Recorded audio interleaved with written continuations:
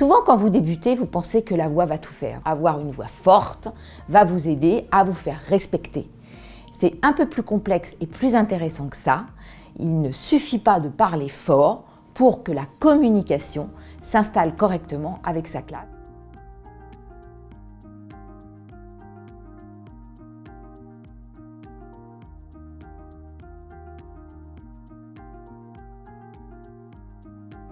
Avant la voix, vous allez devoir gérer les paramètres de la communication, qui sont la manière dont vous allez utiliser l'espace qui vous est imparti, les déplacements que vous allez faire, la gestuelle que vous allez utiliser face à votre classe, les expressions et les regards, les expressions de votre visage, les regards, et enfin va venir la façon dont vous allez utiliser votre voix.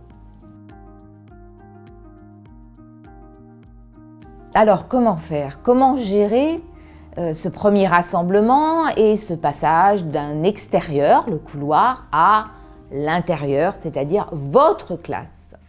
Lors de la mise en rang, évitez de hurler de loin. En règle générale, évitez de hurler, évitez de parler loin.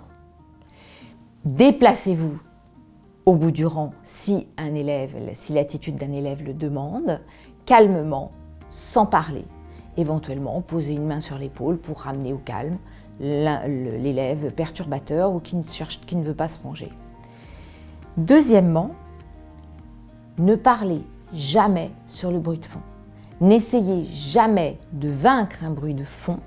Cela va augmenter le bruit de fond justement et favoriser la fatigue vocale parce qu'il y aura une surenchère et plus vous parlerez fort, plus votre groupe classe fera du bruit.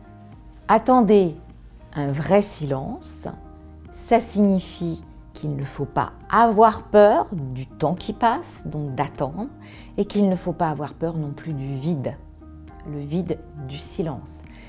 La gestion du silence en matière de voix, comme dans la musique, fait partie intégrante de votre pratique pédagogique. Dans vos déplacements, il est tout à fait conseillé d'adopter une certaine aisance et pas de précipitation.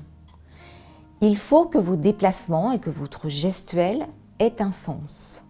Ne pas adopter de gestes tics, de gestes mécaniques qui seraient préjudiciables à la bonne réception de ce que vous avez à transmettre aux élèves. Au niveau de la voix, et si vous voulez éviter la fatigue vocale, il va être important de ne pas faire des phrases trop longues, de ne pas vous embarquer dans des phrases que vous maîtrisez mal et qui vous obligeraient à parler sur une fin d'expiration, c'est-à-dire de parler un peu comme ça parce que vous manquez de souffle. C'est très fatigant pour la voix, donc calibrez bien et reprenez bien votre respiration à chaque début de phrase et calibrez correctement la longueur de vos phrases et ça sera également une aide à la réception du message.